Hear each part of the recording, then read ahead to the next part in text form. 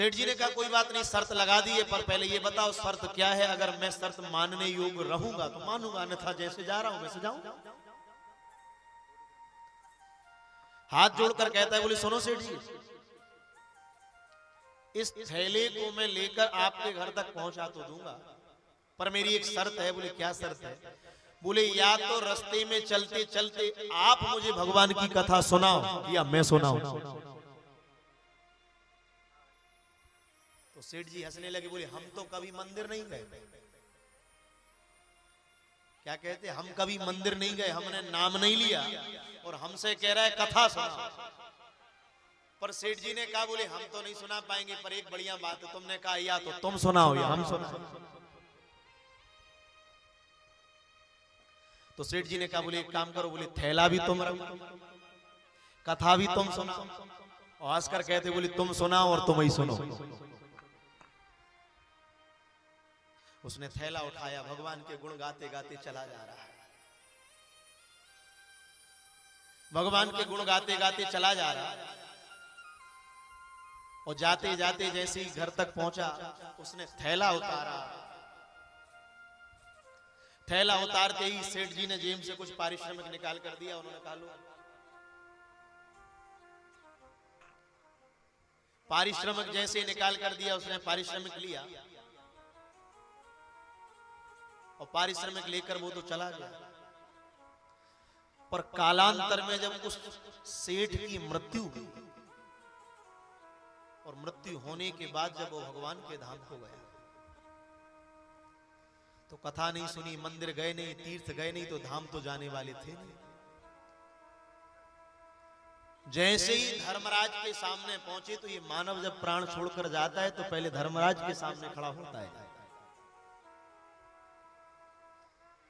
धर्मराज के सामने जाकर खड़ा होता है, और जब धर्मराज के सामने जाकर खड़े हुए तो धर्मराज देखते हैं इसने क्या पाप किया है और क्या पुण्य किया है।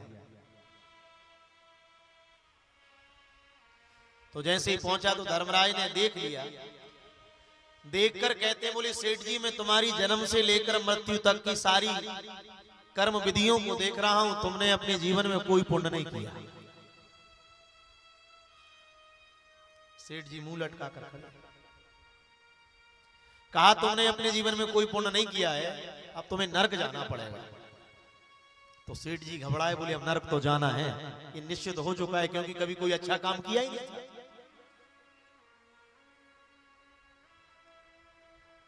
पर जैसे ही कहा कि नरक जाना है, तो उसी समय धर्मराज कहते, बोले सुनो, तुमने एक पुण्य किया है। तो जैसे ही उसने सुना कि धर्मराज ने कहा है एक पुण्य तुम्हारा दिख रहा है, तो तुरंत एकदम धर्मराज की ओर देखता है, महाराज क्या पुण्य किया है? बोले एक पुण्य है। बोले क्या पुण्य है? बोले तुमने मार्ग में जाते जाते एक मजदूर के मुख से भगवान की कथा सुनी थी, तो बस वो थोड़ा सा पुण्य तुम्हारे पास है।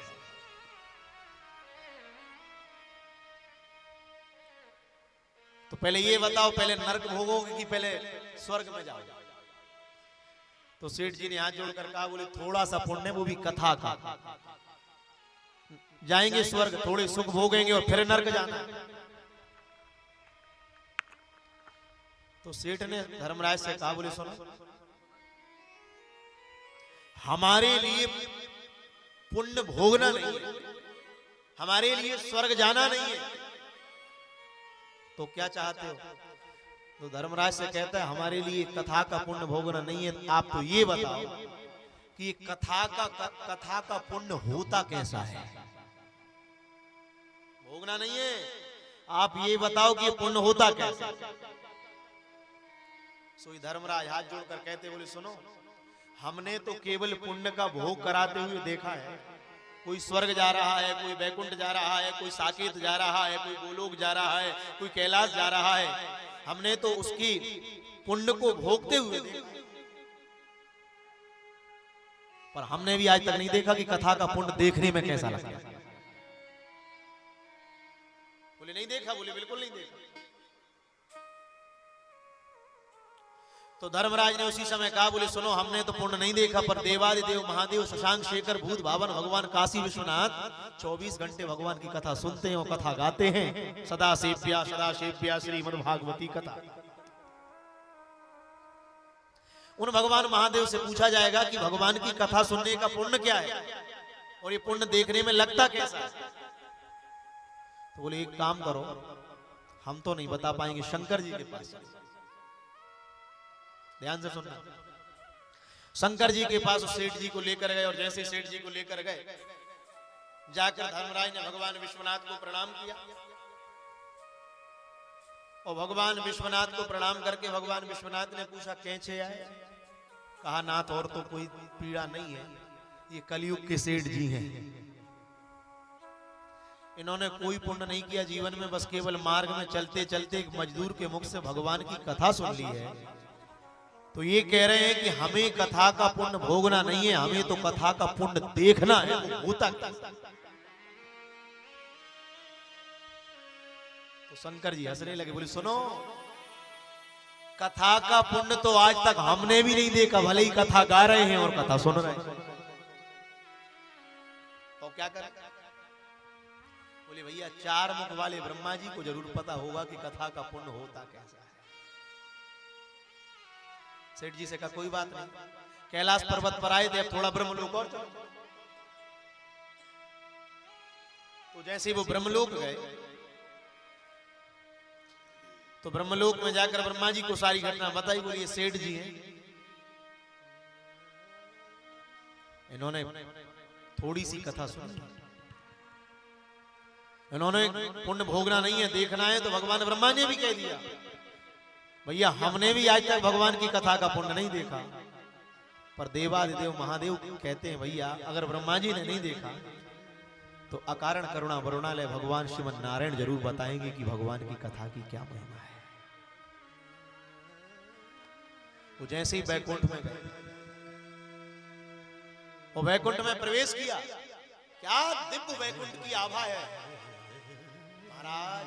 मणियां लटक रही हैं, असंख्य दास दासियां चवर झुला रही हैं, सेवा कर रही हैं, मानो करोड़ों करोड़ों कामदेव जिसकी सौंदर्य के आगे लज्जित हो जाते हैं।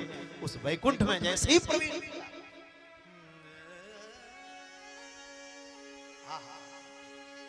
उसकी सौंदर्य को देखकर मानो इसके मन रूपी मयूर ने भी मोहित हो गया।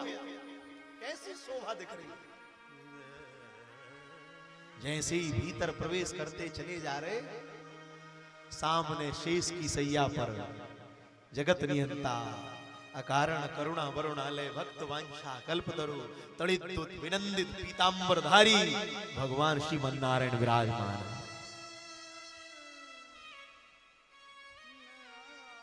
भगवान ब्रह्मा ने प्रणाम किया,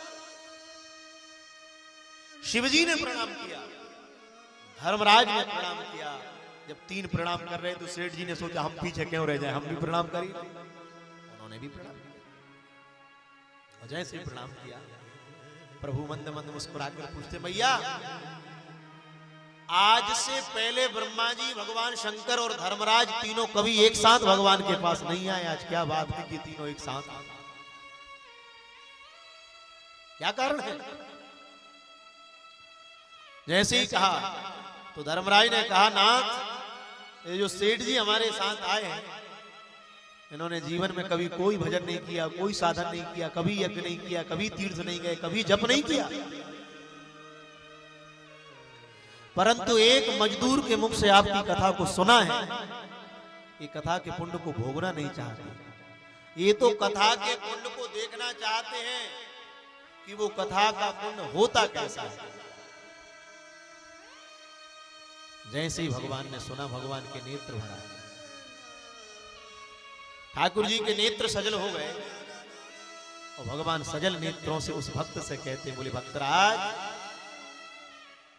तुम कथा के पुण्य को देखना चाहते हो? भक्तराज एक बात कहूं, देख रहे हो पुण्य क्या है? मजदूर के मुख से कथा सुनी, देखो उसका पुण्य। सृष्टि का निर्माण करने वाले 4 मुख वाले ब्रह्मा जी तुम्हारे साथ आए हैं मेरे वैकुंठ। और सृष्टि का संहार करने वाले देवादेव महादेव भगवान शिव साथ आए और जीव के अच्छे और बुरे कर्मों का निर्णय करने वाले धर्मराज तुम्हें लेकर मेरे वैकुंठ में आए हैं और मेरे वैकुंठ में आकर मेरा दर्शन कर रहे हो तुम। ये मेरी कथा की महिमा है कि तुम तीनों के साथ आज मेरा दर्शन कर रहे हो।